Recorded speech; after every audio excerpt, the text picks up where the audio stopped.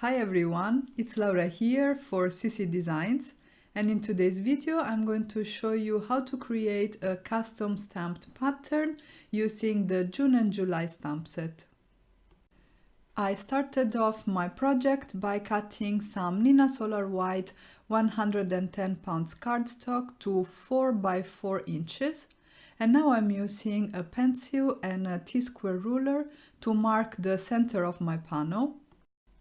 I'm doing this because I want to stamp my focal image in the center and then create a pattern all around it. And I'm using a very light hand because I want to be able to completely erase the pencil lines.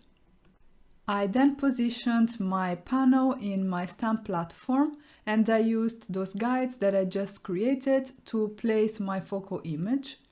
I used this cute little duckling from the CC Designs June and July stamp set. Once I found the correct position for the image, I picked up the stamp by closing the lid of my stamp platform. I erased the pencil lines and then I went ahead and stamped the image with premium hybrid black ink.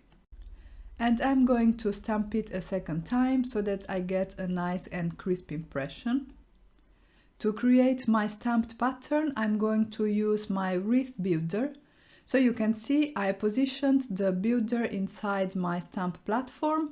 I then centered my 4 by 4 inches white panel in the center of the wreath builder. And then I picked one of the smaller images in the CC Designs June and July stamp set. I positioned it on my panel and then I'm going to go ahead and stamp down the image. I'm using that same premium hybrid black ink and I'm also going to stamp this image twice so that I get a nice and crisp impression. And then to replicate this image and create a pattern on my card base, I'm going to rotate my panel and again use the wreath builder as a guide to position it. And I'm going to stamp my image a second time. I will continue to build my pattern by rotating the paper again and stamping the image a third time. And then finally I will rotate yet another time my paper and stamp my image the fourth time. This is just the skeleton of our pattern and we're going to fill it in with more images. I chose another stamp from the June and July stamp set. This is another image of a firework. I positioned it between two of the images that I had already stamped and then I repeated the same steps as before. So I stamped the image and then I rotated my cardstock using the wreath builder as a guide before stamping it a second, a third and then a fourth time. I got a little smudge of ink on my panel and I wanted to show you what you can do if this happens to you too. In this case I used my Tombow Mono eraser. This is a sand eraser and I was able to basically erase the smudge away so that you can't see anything anymore. So that's quite a convenient tool to have in your stash. I then took these two stars from the Fa La La La stamp set by CC Designs and I used them to really fill in my focal panel. I am stamping them with Simon Says Stamp Clementine ink and you will see that I will keep stamping them in different positions, always using the wreath builder to create a wreath around my main image. And I will keep doing this until I get a full enough background. The stamping didn't take very long at all and you could also decide not to have as many images on your background, which means it's gonna take even less. But this is something that you can use for mass production and I think that the result is really fun and it will always be unique. Once I was done with the stamping, I started coloring my images. And for today, I decided to use my Spectrum Noir markers. I will be using mostly reds and blues and some yellows for the fireworks, and I'll be coloring the duckling yellow.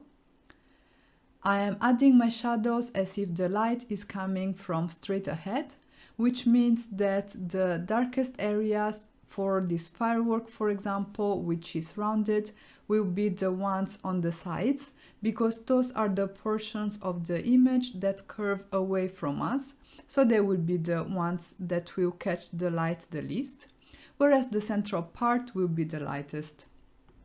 For my reds, I am using DR7, DR6, CR8 and CR7, but you could skip one between the CR8 and CR7 if you wanted to, because these are very small images, so using 4 markers is not really necessary. To shade the white areas, I used some cool gray markers, and I used IG3 and IG1. And then I also added some blue details using TB7, TB5 and IB3. For the stars, I used CT1 and CT4, and I added the CT1 also outside the lines of the images to sort of give a little bit of a glow effect without having to do any sophisticated coloring, but just to add some extra detail. As you can see, I skipped the coloring here in the video for the other fireworks because it was exactly the same, so I didn't think it was necessary to include it in the video. I colored the fireworks where the duckling is standing using the same color combinations that I used on the rest of the images. So again, red, blue and white, and some yellows for the stars. For the beak of the duck, I used OR3, OR2 and GB3. And again, I am keeping the areas that are on the sides and on the lower part of the beak the darkest. And I have my highlight at the top center of the beak. For the body instead, I used GB3, CT4 and CT2. I'm shading everything consistently with a light source in the center, so again I have my darkest areas at the sides of the duck. And then once I was done coloring the images, all I had to do was basically to prepare a base for my card and to take care of the sentiment. I decided to layer my focal panel over some blue and some red cardstock. The blue cardstock is cut at 4.5 by 4.5 inches and the red cardstock at 4.25 by 4.25 inches. I glued the red and blue cardstocks flat on top of each other, whereas to give a little bit of emphasis to the focal panel, I decided to raise it over one layer of foam tape. And at this point I felt that I wanted to frame my focal panel a little bit more. I honestly thought that it would have been nicer if I had layered it with some black cardstock too before gluing it to my red and blue cardstock. But to compensate for that, because I didn't want to unglue everything, I decided to add some dashed lines with a black memento marker. I used my Sakura white jelly roll pen number 10 to add some highlights to all the images. And I also coated the stars with my Spectrum Noir clear overlay pen to add some glitter to those images. For the sentiment, I decided to do some heat embossing over black cardstock with white embossing powder. And I picked the sentiment from the June and July stamp set that reads "Have a Blast." I stamped it with Versamark ink on some black cardstock. I coated the stamped sentiment with white embossing powder by Wow, and then I melted the embossing powder with my heat gun. I trimmed a very narrow strip around the sentiment, and then I used my scissors to create some fishtail ends on my banner. I first cut a tiny slit on the center and then sort of meet the center from the sides to create the fishtail part of the banner.